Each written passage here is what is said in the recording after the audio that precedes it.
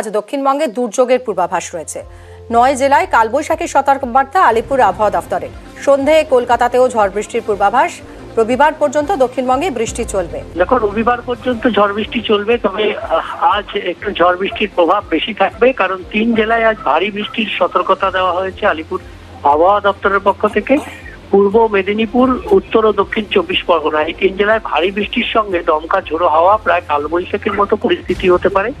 এই 3 জেলা ছাড়া আরো কলকাতা, পুরুলিয়া, বাঁকুড়া এবং পূর্ব ও পশ্চিম বর্ধমান এবং পশ্চিম মেদিনীপুর, এই জেলাগুলিতেও আজ ঝড় বৃষ্টির প্রভাব একটু বেশি থাকবে।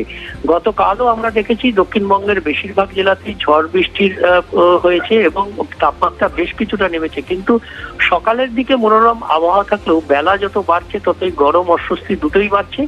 এবং বেলা শেষে অর্থাৎ সন্ধে বা রাতের দিকে আজও ঝড় বৃষ্টির পূর্বাভাস থাকবে দক্ষিণবঙ্গের প্রায় সব জেলাতেই। তবে 9 জেলায় কালবৈশাখীর মতো পরিস্থিতি, অর্থাৎ ঝড় বৃষ্টির দাপট একটু বেশি থাকবে। উত্তরবঙ্গের ক্ষেত্রেও সব জেলাতেই ঝড় বৃষ্টির সম্ভাবনা থাকবে, বজ্রবিদ্যুৎ সহ বৃষ্টির সম্ভাবনা উত্তরবঙ্গের সব জেলাগুলিতে। উত্তরবঙ্গে আগামী কাল থেকে ঝড় বৃষ্টির পরিমাণ কিছুটা কমবে, তবে দক্ষিণবঙ্গের ক্ষেত্রে রবিবার পর্যন্ত বিক্ষিপ্তভাবে বৃষ্টি চলবে। তবে মৎস্যজীবীদের জন্য এখন কোনো সতর্কবার্তা নেই বলে আলিপুর আবহাওয়া দপ্তর জানিয়েছে।